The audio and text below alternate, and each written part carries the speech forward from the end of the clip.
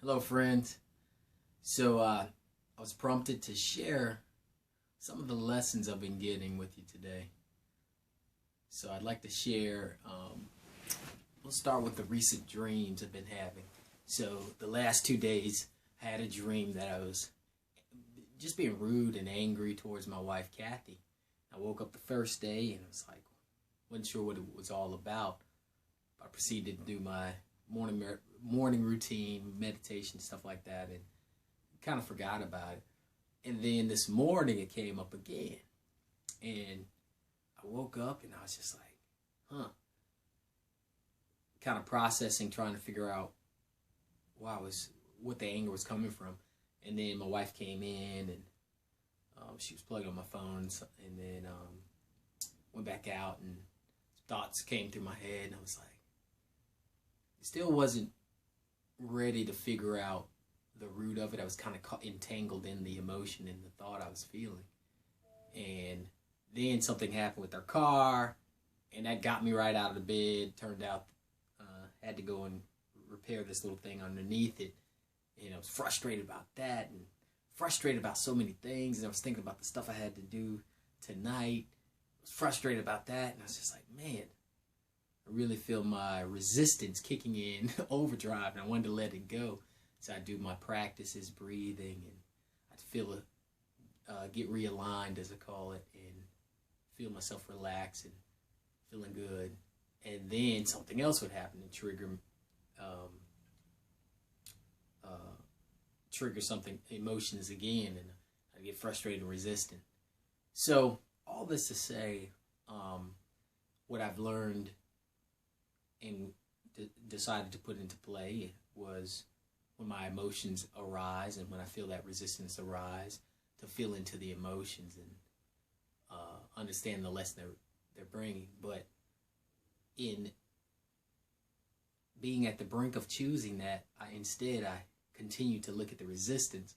Kept thinking, man, suffering sucks, because I knew I was creating my own suffering. And then I started to judge suffering. So I had this whole loop going on, and finally I shared that with my buddy, and just walking through the house, and I was like, all right, I'm ready to stop. I was aware of what I was doing, but wasn't quite ready to choose differently yet. Finally, I got to that point and just said, okay, I surrender. I'm ready to get the lesson. I'm ready to stop resisting and go through this process of what it's here to bring. And so I often will ask the question and receive the answers and just type it out. And so I was typing it out and getting everything, what I needed to know. And what it showed me was I had resentment towards past events that happened prior to my wife and I getting together, but that affected her and brought a little bit of, or at the time when we first got together, she had fear and hurt that she was choosing. And we had to deal with that, and I didn't make it any better initially. Then we worked through it, and I thought we got to a beautiful place, and I was grateful for those past events and everything. But I was shown today, I still had resentment of the ways the hurt and the fear showed up in our relationship. And when those things showed up in the past, I sort of wasn't consciously choosing to allow those feelings, process them, and get the lessons they were bringing. Instead, I kind of pushed them away and didn't really deal with it in a way that allowed me to move on. And so they resurfaced through my dreams to bring my awareness to them.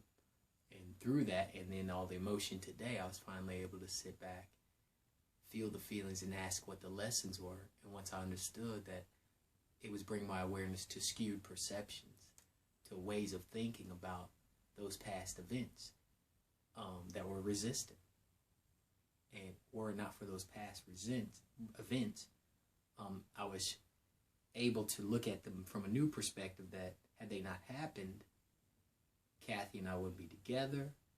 We wouldn't have the beautiful extended family we have. And a lot of people through those past events are in our lives now. but not to mention our beautiful daughter, our beautiful son, and just our family in general. A lot of things to be grateful for, but also those past events helped her create desire for her to have something different. Even though there was fear and some hurt she was experiencing at the time, she was also experiencing that she wanted the opposite of those. She wanted trust, and she wanted she wanted more in life than what she had experienced. And so because of that, that's what helped us come together at the right time. So I talked to Kathy about it. We talked on the phone. She had left earlier, and was able to just get clear on what it was and feel into it, let it go, and shift perspective.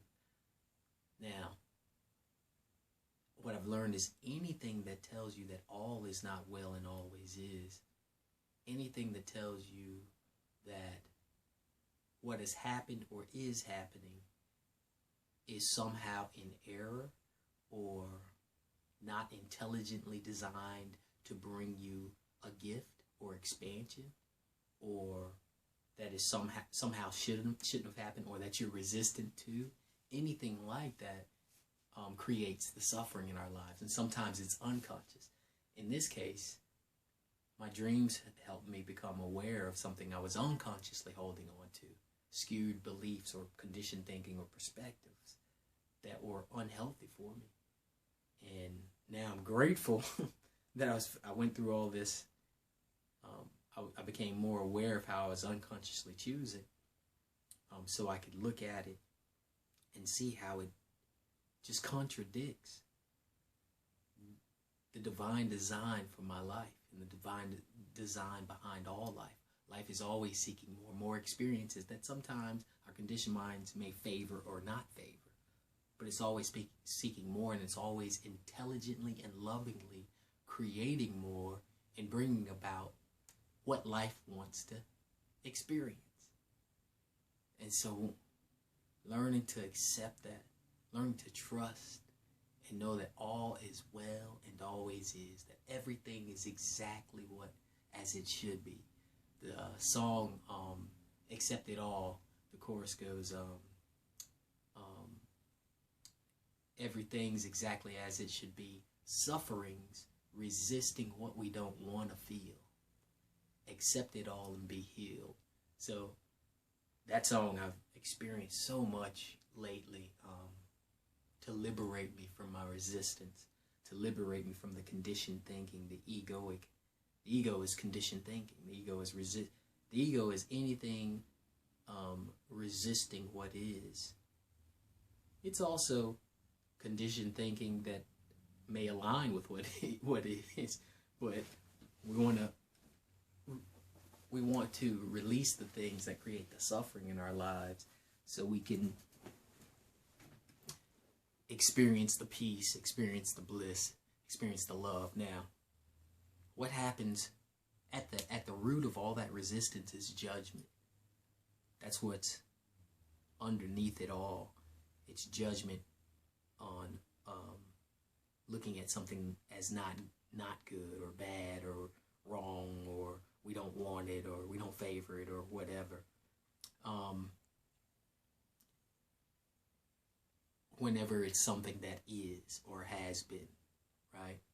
Or even sometimes when we're thinking about things in the future, past, present, or future. So if we can trust that life is always seeking more, whether it's low vibration, things we don't favor, high vibration, but knowing that it's always intelligently creating that. So whatever is and will be is always intelligently, lovingly designed for our own expansion, our own experience. So whatever comes up in our awareness, we can learn to accept it all. It allows us to see with the eyes of Source. It allows us to see with the eyes of the divine. Love holds no records of wrongs. It's not judging what is. It's experiencing what is, accepting what is, and forgiving. Knowing that each extension of Source, each of us, is operating at our level of consciousness and making our choices that are neither right or wrong. They just are. So we can accept it and see the past that way, see the present that way, see whatever arises that way. Just frees us up. So feeling into that has been liberating. And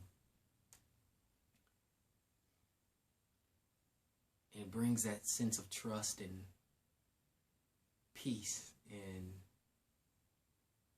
gratitude for life's experiences as a whole. So that's really been a big lesson for me. The other lesson around judgment has been how we can consciously and unconsciously judge people. For example, I was having a conversation with my buddy, and as he was talking, I felt judgments coming up, but I wasn't aware if it was something that wasn't a judgment, but more of an intuitive hit that I needed to discuss, or was it just a judgment in my mind? God, it was a judgment in my mind, and to let it go. And as that happened, I was getting to look at him as perfect and see, excuse me, see his perfection. And as I was doing that, I became aware that it's not that we're convincing ourselves to see others or all as perfect, because all is perfect. All is well and always is. Perfect in the sense of well, no right or wrong, no good or bad. So being able to see anything that arises in our awareness as well. So I kept getting perfection, perfection, perfection, see perfection, see perfection. And as I did this, it made me aware I wasn't trying to convince myself. It was I was trying to unconvince myself of conditioned thinking that was separating me from reality. So a lot of times I found I'll use a practice and I think I'm conditioning or reprogramming my mind to see things a different way and from a different perspective. But at times what we're really doing is learning to see through the eyes of Source, learning to see through the eyes of the divine, learning to know that all is well and always is, that all is perfect, and that there are no right and wrong events, good or bad events. What helps me most to feel into that and trust that is knowing that nothing can be harmed. That is real. Meaning, what is real cannot be harmed, but we attach to the things that are form-based, situational, conditional, and that causes the resistance. So our attachment to the result of vibration, the form, like for instance our bodies, our attachment to our bodies create the suffering of fear, of death, and leaving these bodies. But knowing how life cycles have been of creation, destruction. We see it in nature, we see it in like when a volcano erupts, it destroys the form of plant life, but that energy and the essence and the life itself just transforms, returns to spirit, and maybe recreated into something else. It's the same with us. We return to spirit and may recreate it into something else. That's the cycle of all life. Now,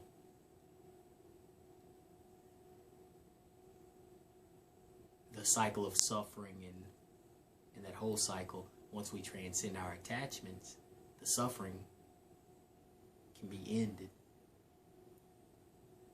We realize we're not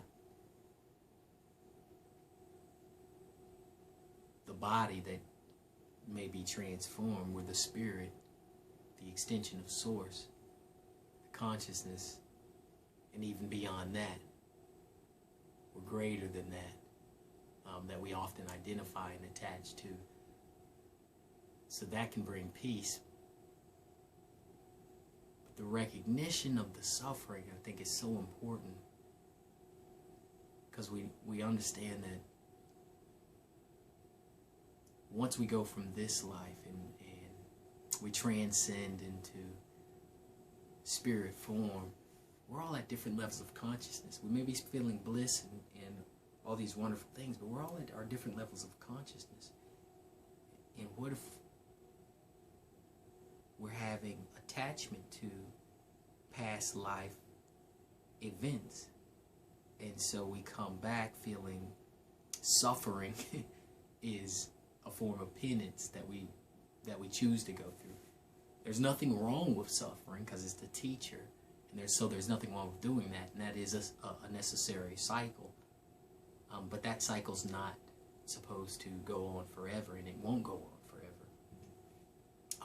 For some of us, we may choose to resist letting go of suffering a little longer because we enjoy it because of that perspective of penance or what have you, because of familiarity. And it has a function to it. Eventually, we will come to understand and be able to, our desire for suffering will be superseded by our desire to be liberated from suffering and its effects. And we'll grasp the lessons of suffering, and then that higher desire will allow us to receive the lessons the suffering has been trying to bring us over and over, and we can break free of that cycle. So that's what I'm experiencing, shedding the egoic thinking, the skewed perspectives. I hope you're doing the same. I hope that practice of perfection, that practice of seeing not only those around you as perfect, but yourself as perfect. That was the biggest breakthrough for me, was seeing how I didn't see myself as perfect. Thus, I couldn't extend that sight to others properly. But as I began to practice extending it to others, I became aware of how I wasn't seeing myself that way. So it can happen either way. It can happen as you begin to see you're not extending it to others. You can remove the ways you're, not extending it to yourself. And as you see the ways you're not extending it to yourself, you can remove the ways you're not seeing it to others. Doesn't matter what order the whole process is a mirror. So at some point, it's bringing you back to the internal of how you're not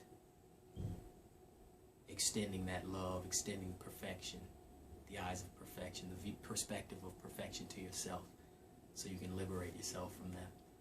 And I'm grateful for the emotions. I'm grateful for the feelings of anger, the low frequency things, the frustration, the tension, the different things, because those are teachers or signals to bring us into an awareness, or get our attention so we can bring our awareness to what's going on and receive the lessons of, wait a minute, I'm unaligned. What is this feeling here to bring my awareness to? What lesson is seeking to become conscious? Sometimes it's just a feeling that you need. You may have suppressed when you were a kid or some other time even before that, where it's a feeling that you need to experience, and it may not even be, the feeling becomes conscious and you're aware of it and you experience it, and it shifts without there even needing to be any understanding of why. Sometimes the lesson is you need to understand why and how your thoughts are creating that suffering and those feelings. And sometimes it's just a combination of the two, and the overall energetic release of the things that block us. So we use our awareness and find practices and things that help us align with Source from moment to moment, so we can experience navigating the feelings, navigating the experiences with bliss, navigating with peace, navigating with love. Last thing I'll share is sometimes when judgment comes up and arises, or resistance arises, it blocks the flow of love. It blocks not only the perspective, but that flow and feeling of relaxation and love and compassion. And so we want to withdraw from people. We don't want to be around, or we're agitated by other people's behavior. I learned this when I was having a conversation and listening to someone who felt very aligned and loving, compassionate in this group conversation. Then the person started saying something, and I began to think, wow, they're really being critical of someone.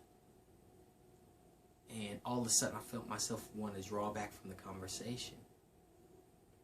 And so as I'm watching this unfold, I'm recognizing that I'm beginning to judge their judgment, and I'm becoming judgmental. And I was like, wow, isn't that tricky? It's like, okay, let's release that judgment and recognize that what this person is doing is perfect. It's not right, it's not wrong, it's not good, it's not bad, it's perfect.